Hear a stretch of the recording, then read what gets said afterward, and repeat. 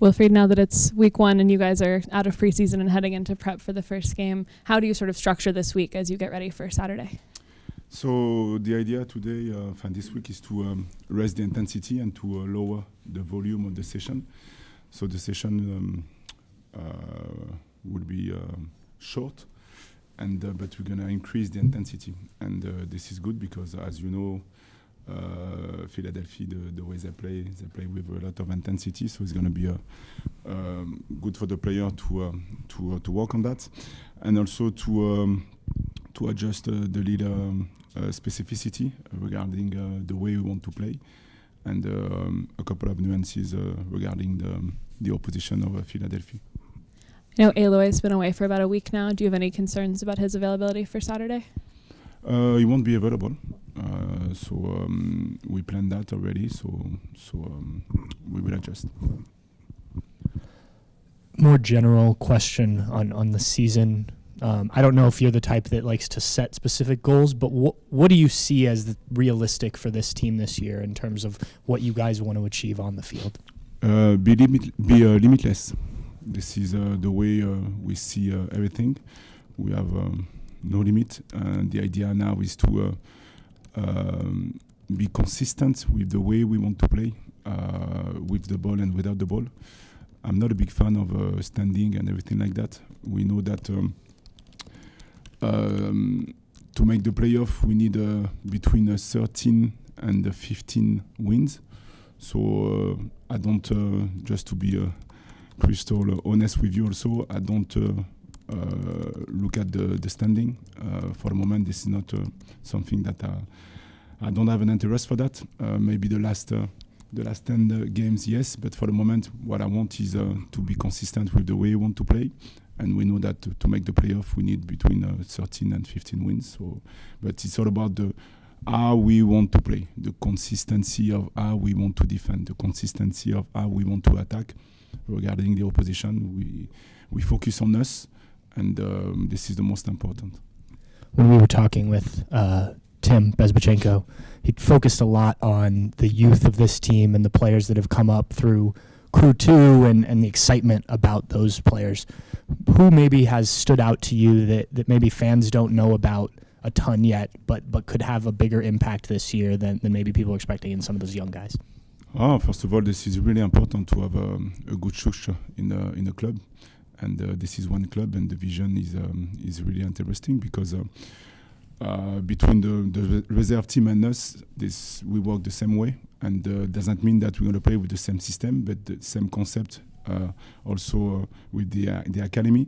So listen, you're gonna Phil Quinton. It's he played with Crew 2 last year, and he's been good. He's been good in terms of try to do good things and also try to learn from his mistakes.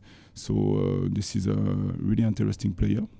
He has a good challenge in front of him, but he accepts the challenge. So and after that there is more player also, but the idea is to give them also the time to assess, not to assess, but to understand what we want to do. But like I told you, if I need to use a young player, I will do it, no problem with that. If I need to use an old player, I will do it also. It's all about what type of profile do I need when we're going to face an opposition. So this is more about this. This is not about the name or GPs or as you know. This is about we're gonna face, and I'm giving you an example. We're gonna face Philadelphia. They play with a clear idea, so I need specific players to play against Philadelphia. We're gonna play DC in 2 weeks. I will change. Maybe I will change. I'm not sure, but I will change maybe because maybe the way we're gonna attack or the way we're gonna defend, I will use another type of player for that. This is the way I see everything like this. And I know throughout the preseason you wanted to have time to evaluate the guys that were here. Now that we're at the first week, how do you feel like this roster is set for at least this early portion of the season? I'm happy with the roster. it's clear with the club that we want to improve the team every time when we have a possibility, but also when we had a need. And so this is something that we keep in our mind. And but for the moment, I'm really happy with the roster. And I have a different type of players, offensively and defensively. And when it's going to be the time to add players, we will do it. But for the moment, I'm happy with what I have. You talked about a mix of experienced players and younger players. Tim said the same thing in looking for a leader, especially with Jonathan gone now. What are you looking for specifically in a captain, and what do you want to see from that person or persons as the season goes along? This is not a big task for me, the captain, because I believe that this is what is really important is to have leaders in the team, not only one. So the idea is, yes, we're going to have not one, but 3 captains. And the idea is also to discuss with a lot of players regarding what we need to face. If we have an issue with something, maybe I will discuss with 8 players with different personalities. And in 2 weeks, if we have another issue, this is not the same issue, maybe I will discuss with 2 players. It depends. For me, we try to develop this leadership. It's a day-to-day work. So they know that they have to compete. Every day they have to compete with themselves first, and after that to maximize the level of everybody. But in terms of leadership, I cannot define this player is going to be a good leader. No, they have to show me that, and I will give them the time to show me that. But for the moment, I'm pretty confident about. I'm confident about the group, and they understand what I want as a player, but also as a person. So now it's a process. It's a process, and maybe in 2 months I will tell you that we have 10 leaders, or maybe we have 0 leaders. I don't know, but I know where we want to go. Speaking of that process, what's the give and take like of being a leader on this new team for yourself, while also letting some of the guys that are on the team be the leaders? How do you figure out when to use your voice and when to let them use theirs? This is the good difference to be a good coach and a great coach. Not easy. So with a lot of humility, the idea is to put the structure. So we put the structure with the staff on the pitch and also off the pitch, and within that, they have to take ownership about that. They have the freedom also to do things. We have values, strict values. We've been talking a lot about this. We explain why we have these values, but we don't have many rules, because I believe that if they understand the values, they're going to be able to adjust themselves to see if they are on the right path or not. So again, this is a day-to-day work, but the most important is to create a safe environment, a clear environment that they have to express themselves.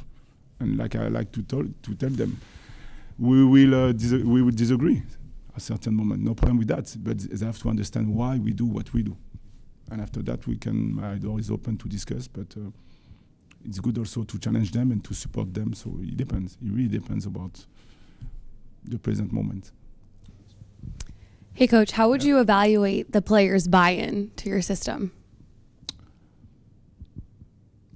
It could be on the pitch when they do something really interesting in terms of concept. And it could be also in the cafeteria when I can see a player who is able to put the chair back. It could be everything. So this is something I don't talk a lot, but I like to see a lot of things. And for me, this is I saw already a lot of good things from the player, and I can feel that they buy into it. But on the pitch, this is. We do a lot of videos also to show them what we want, what we need to adjust. And to be really honest with you, we'll see now we're going to start the marathon, 34 games. But they've been really, really interesting in terms of try to apply the concept, try to take ownership about this. And And for me, it's easy because when I have goosebumps, means that we are going the right way. And I had 2 or 3 times, it happened 2 or 3 times. So I am happy. Thank you. You're welcome. Close us out. There have been reports about what the MLS Cup playoff structure will look like, but the league hasn't announced anything officially yet. I know that's a ways off, but going into a season, is it difficult to know, not knowing what you need to do to accomplish your goals at the end of the season to start the year? I would say, yeah, this is not common. So I would say it's difficult to understand why we don't know. But if we don't know, it's because they are not sure about something. And but at the same time, it's weird a bit. But for me, I'm going to be honest with you, this is not an issue because this is only the beginning. So I focus on the way we want to play. My focus is on that, with the way we want to play offensively and defensively, and the spirit that I want that the player is going to do. So, and we know that it's going to be all 7 or 8 teams for the playoff. The format I don't know yet, but this is not an issue for me because I focus on really the present moment. So the next 3 or 4 games, and after that we'll see. But hopefully we're going to be able to know that before the kickoff. And going back to the captain question, will you have one guy who wears the armband for speaking to the referee and whatnot, or will that be? Yes. Everything is settled already, but this is more about the group. This is more about the way I see it at the group. Do you want to tell us who it is? Oh, be patient. 4 days, and you're gonna see. No problem with that. But good question.